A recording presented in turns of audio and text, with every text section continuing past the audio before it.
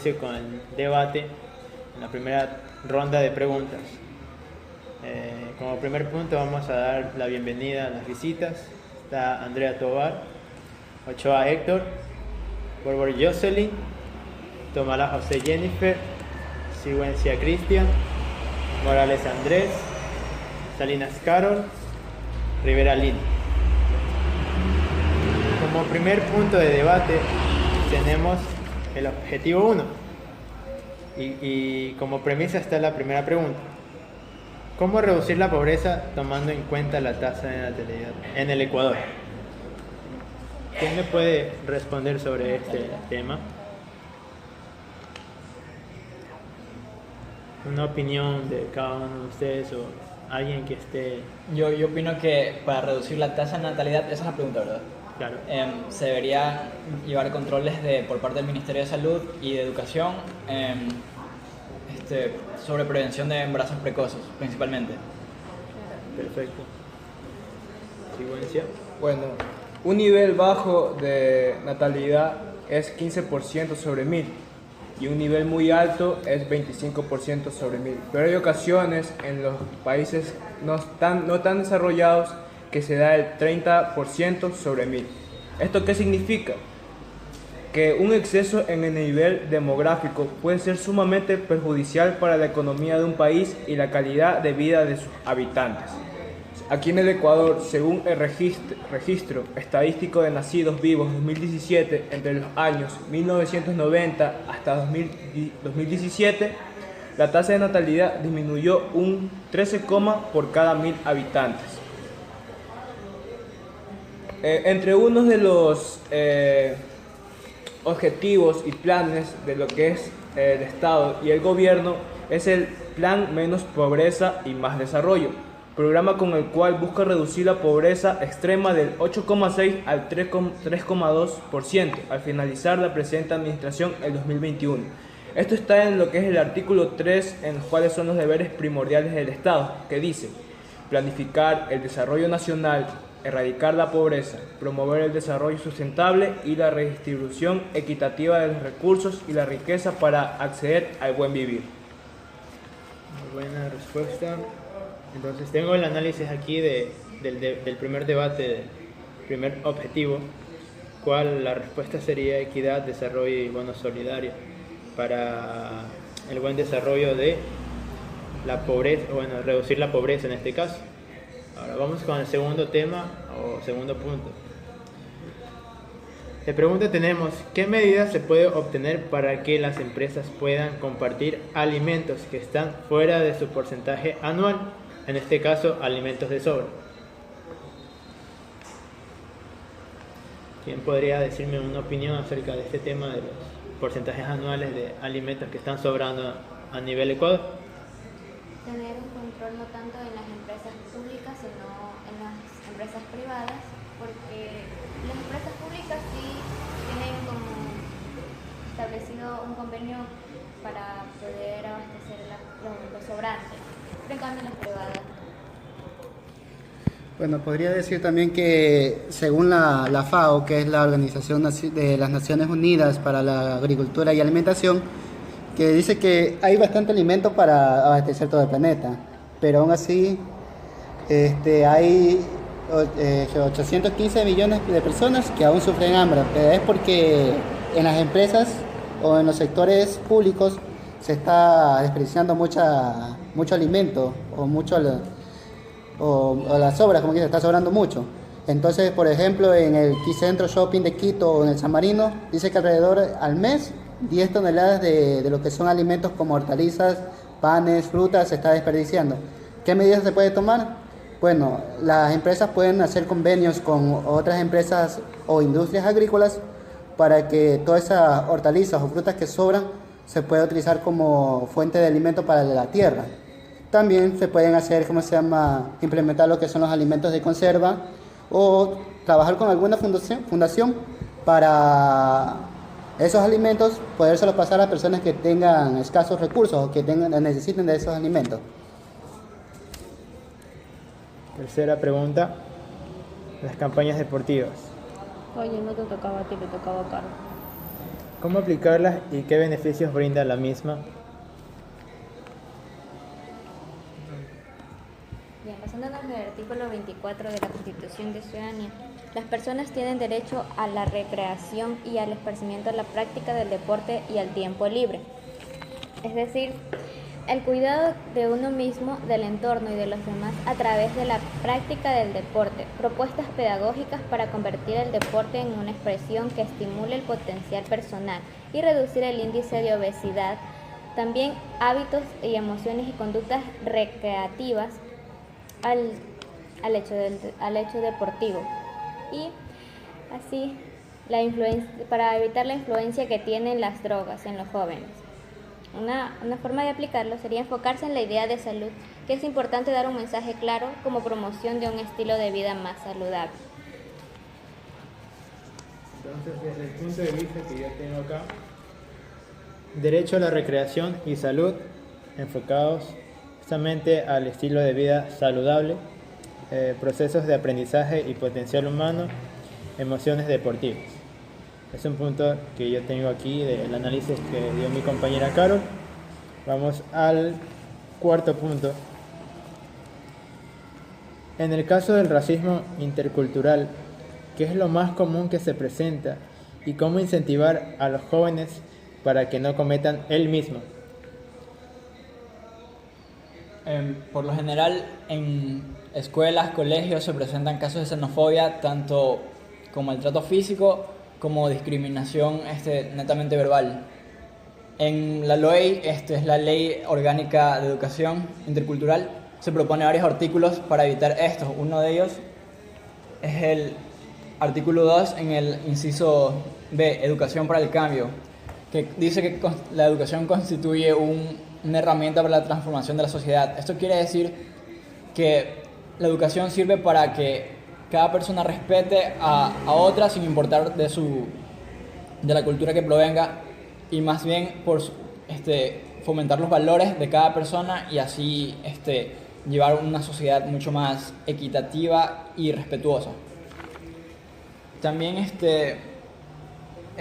toda la ley recalca varios incisos que tienen que ver con valores y, por ejemplo, el inciso T, que menciona una cultura de paz y solución de conflictos, que evitaría todos los conflictos de xenofobia, básicamente. Lo más común que se ve en Estados Unidos es conflictos interraciales entre naciones. Una de las soluciones podría ser el aplicar valores dentro del hogar en los países vecinos. Podría ser. Básicamente sí, pero la educación depende de dos factores fundamentales, que es el hogar, escuelas y colegios.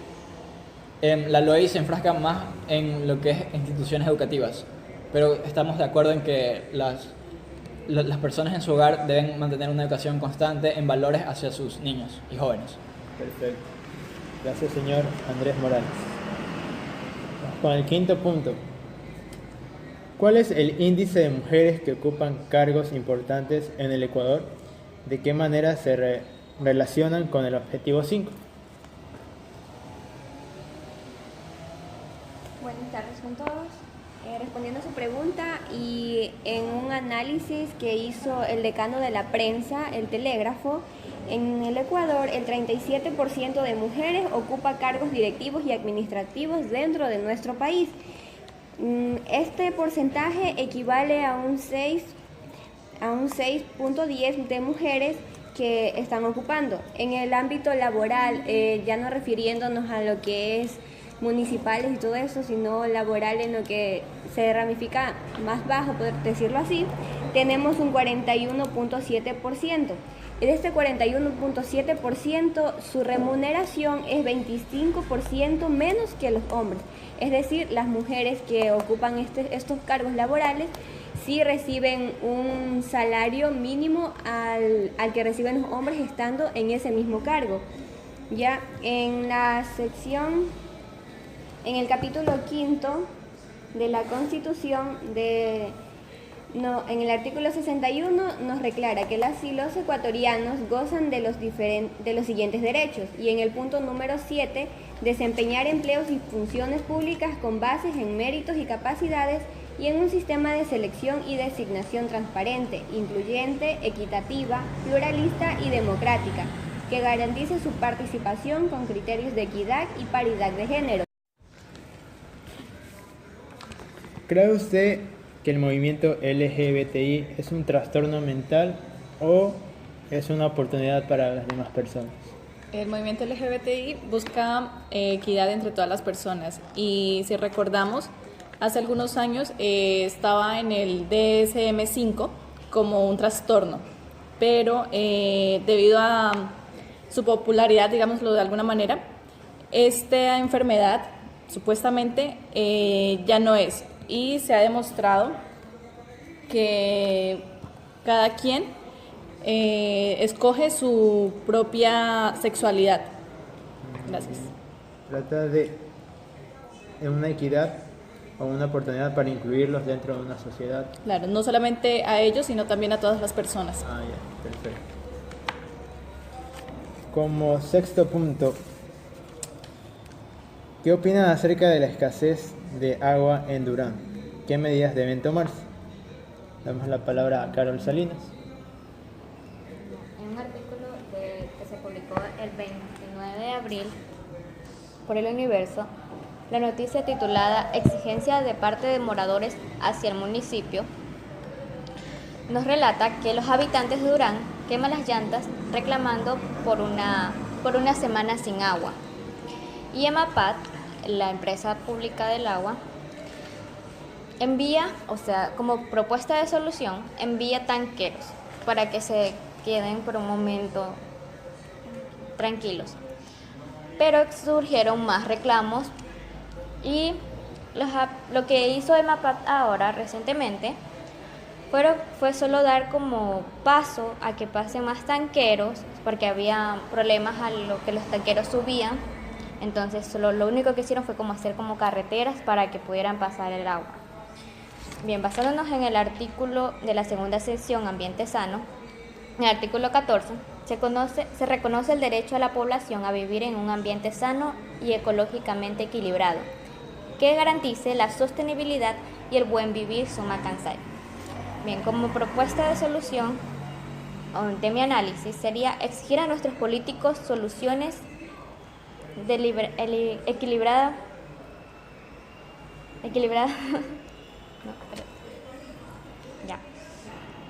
Como propuesta de solución tenemos exigir a nuestros políticos soluciones gubernamentales a la escasez de agua potable, y como comunidad controlar el crecimiento de población, ya que esto también desequilibra la cantidad de agua que las personas reciben, y una mayor educación a la ciudadanía en el ahorro del agua.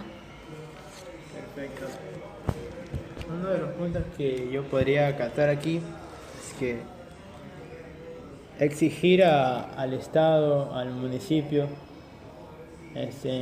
no llevaría a una dificultad tampoco de una protesta pacífica, pero tampoco sería conveniente que se cierren las calles por la dificultad del agua, sino necesitaríamos una acción ya más técnica, porque los acueductos deberían ser conectados directamente hasta Durán también, porque si sigue con esta dificultad sería un negociado de los tanqueros. Es mi opinión acerca de este análisis. Como séptimo punto, ¿puede el Ecuador generar energía renovable? Acotando a su pregunta, el Ecuador puede generar energía renovable dentro de nuestro país, ya que nuestras universidades y nuestros futuros profesionales se están capacitando para lograrlo. El problema, por decirlo así, aquí es que nuestras máximas autoridades no lo aprobarían. ¿Por qué? Porque a ellos no les conviene.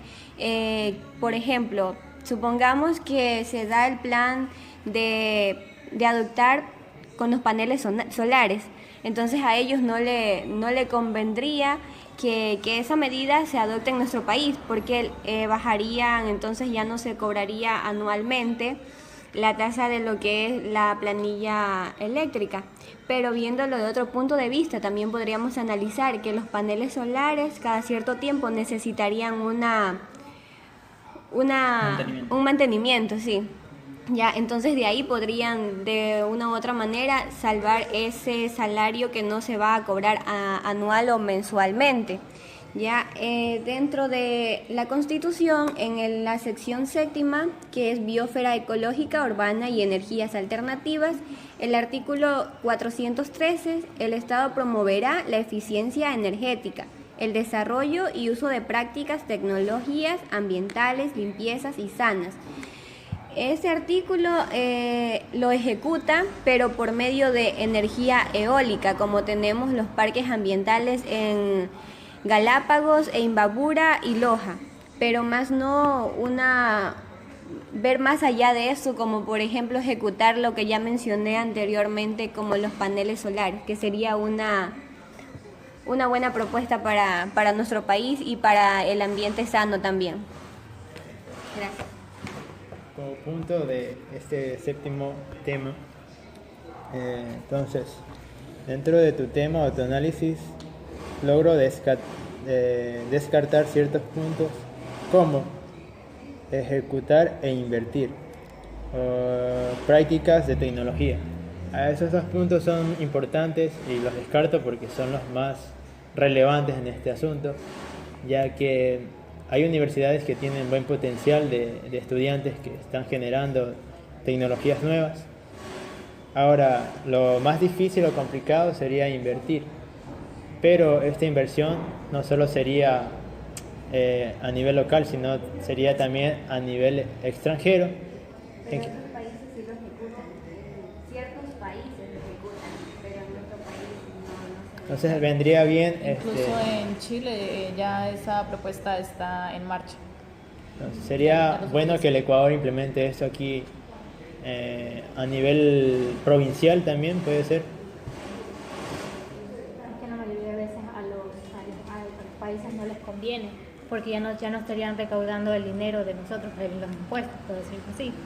Ya no serían tan beneficiados ellos porque se implementaría esta nueva energía renovable. Aparte que implementar esto generaría muchos ingresos que saldrían de ellos y no los van a dar. Perfecto. Pero antes de nosotros dirigirnos a lo que es la compra de estas energías, pienso que debemos trabajar en temas más importantes como lo que es la falta de trabajo. Porque ¿de qué sirve comprar energías renovables si no vamos a tener el capital suficiente como para poder adquirirlo?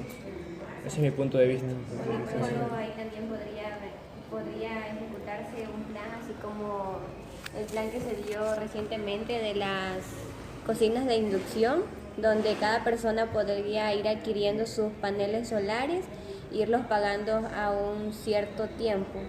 Podría ser otra de las medidas en caso de que este proyecto se ejecute dentro de nuestro país. También recordemos que eso de las cocinas de inducción generaron una deuda para el Estado, dado que las personas que compraron, fueron pocas las personas que adquirieron estas cocinas de inducción bajo un convenio y luego volvieron a las cocinas de gas, dado que no les resultó viable el uso de la energía eléctrica para cocinar sus alimentos.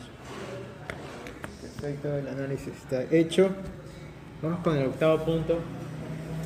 Gracias por todos por participar en este punto, séptimo punto. Octavo punto. ¿Qué otras formas de trabajo existen? ¿Es necesario tener un título?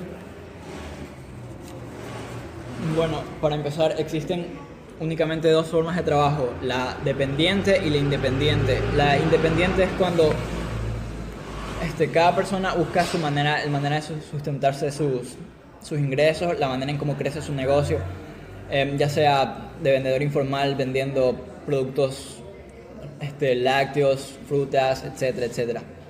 Y existe también el trabajo bajo relación de dependencia.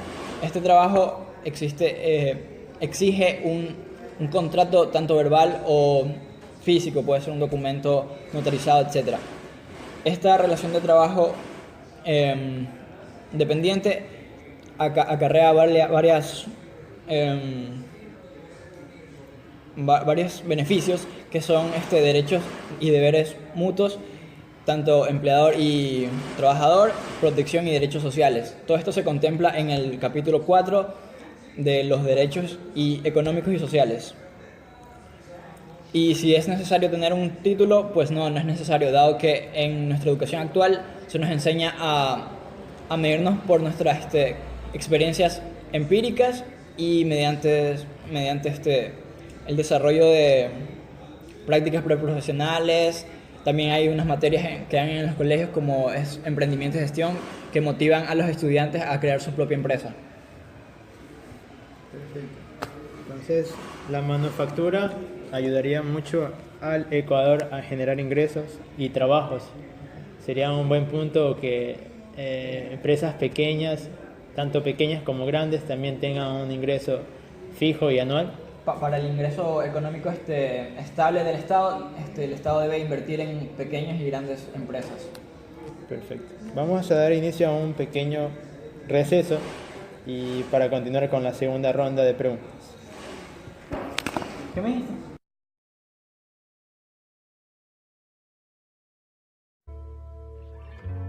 La vida es muy corta para desperdiciar un segundo.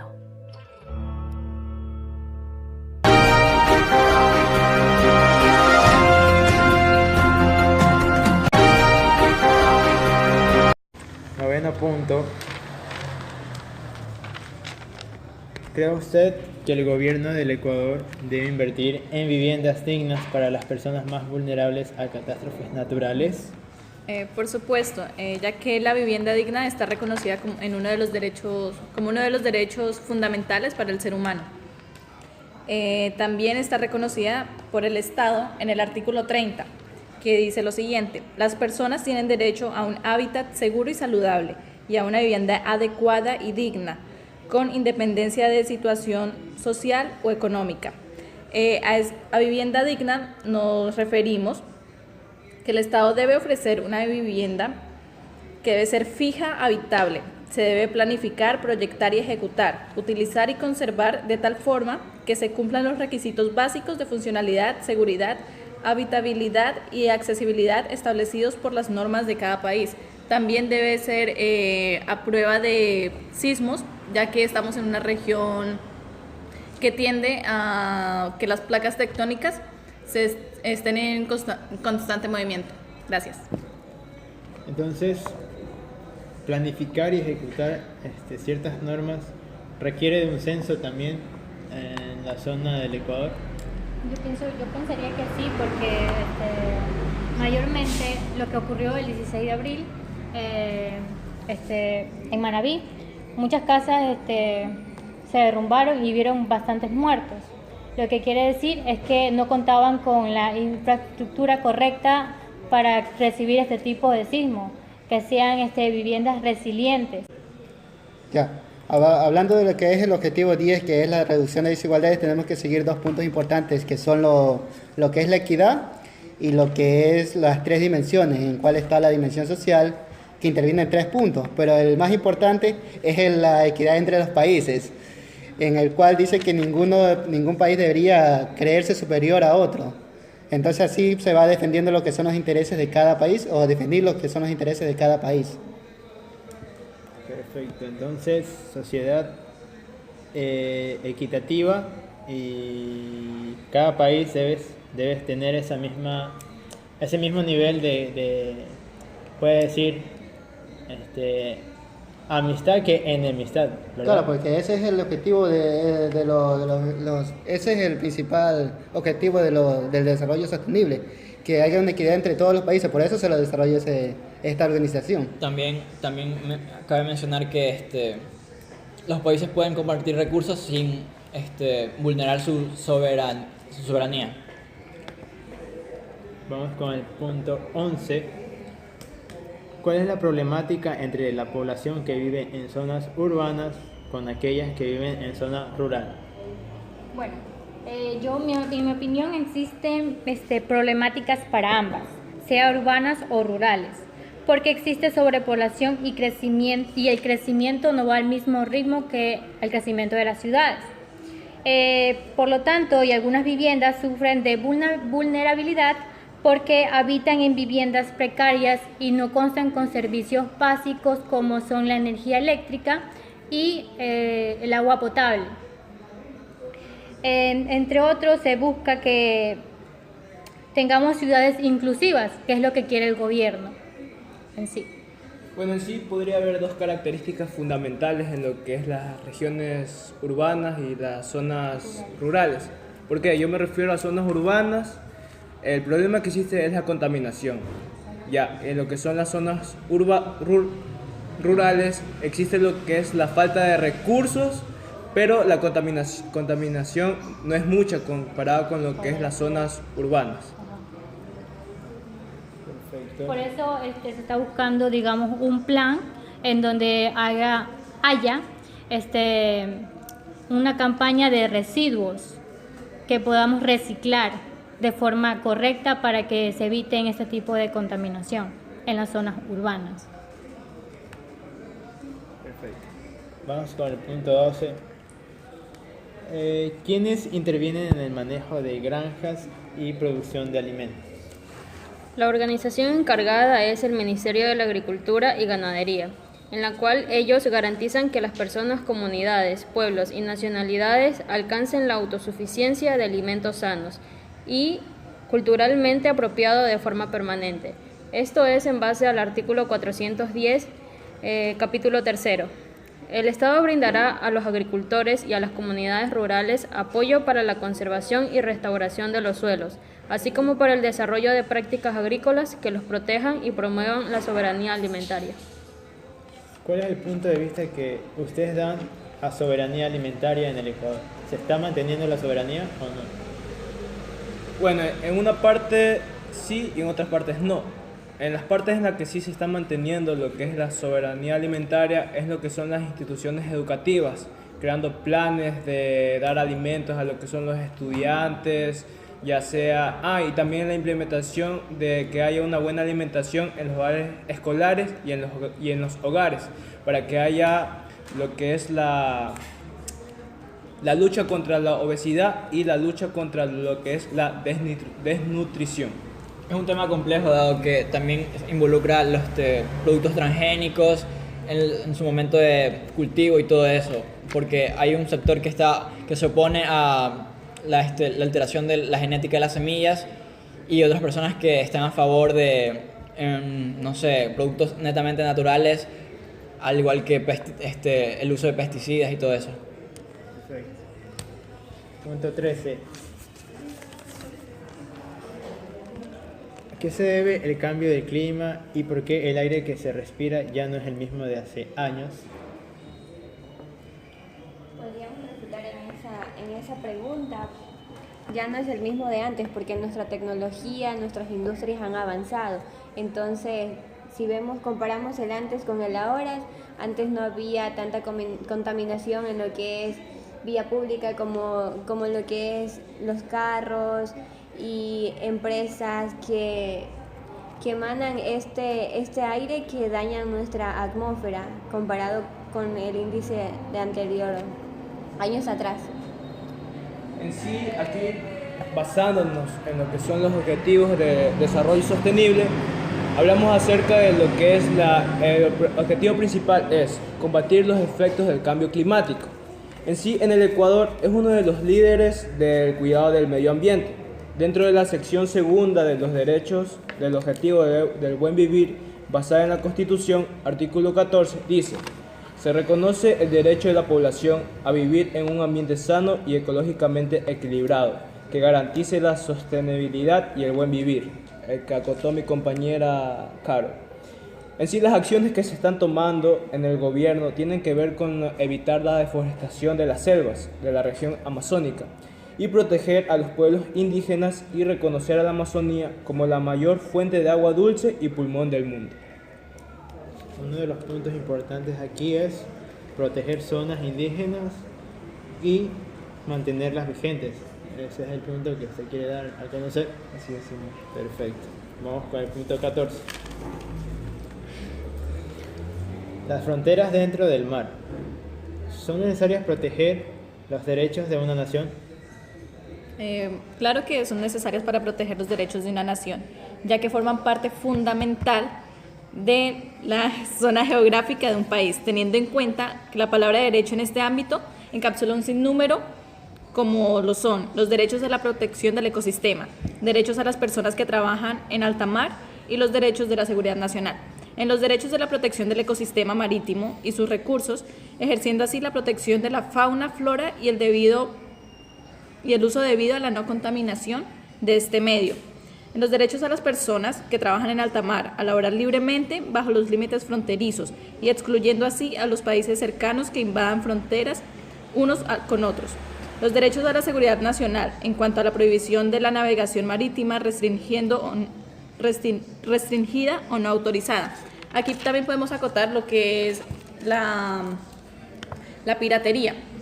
Como bien sabemos, esto supone una amenaza para la seguridad marítima, pues pone en peligro el bienestar de los marineros y la seguridad de la navegación y el comercio. Estos actos delictivos pueden desembarcar en muertes, daños físicos o secuestros a los marineros, importantes perturbaciones en el comercio y la navegación, pérdidas económicas para los navieros y un aumento de las primas de seguros y costes de seguridad, y también un incremento de los precios para los consumidores y productores y el daño marino.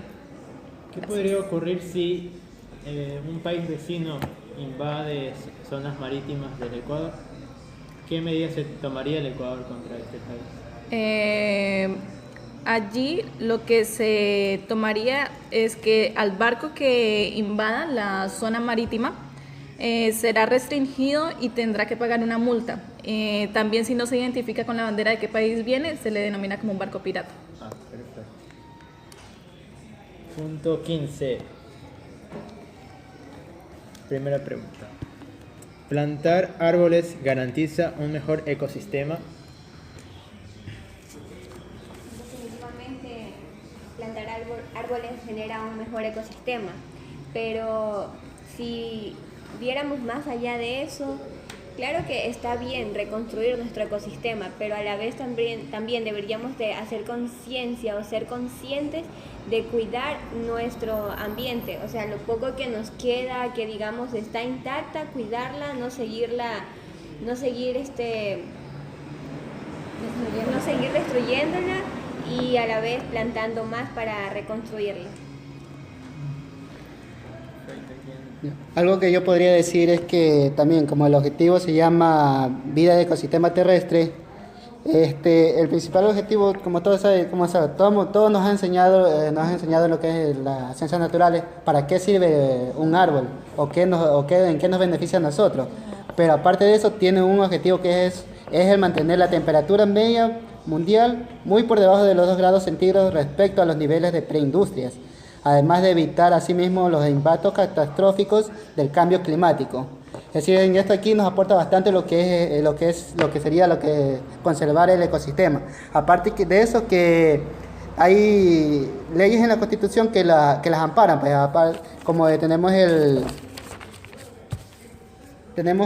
el capítulo 8, Derechos de la Protección, en el artículo 73, que dice que el Estado aplicará medidas de precaución y restricción para las actividades que puedan conducir a la extinción de especies y la destrucción de ecosistemas, a la alteración permanente de los ciclos permanentes. Además que también, según una doctora o una profesora de la SPOL, que en un informe que ella hizo, dijo que al plantar un árbol uno está construyendo un hábitat y aparte de eso está creando un espacio de estudio, porque al crear un hábitat estamos, como quien dice, dándole hogar, a futuro, podría decirse, a los animales que podrían llegar a vivir ahí. Y aparte nosotros también vamos a aprender porque vamos a ver el ciclo que va a tener el animal o el árbol mismo. Perfecto. Entonces, uno de los puntos de vista que yo tengo aquí es recrear o reanimar un hábitat y por ende tener una zona de aprendizaje, ¿verdad? Okay, perfecto.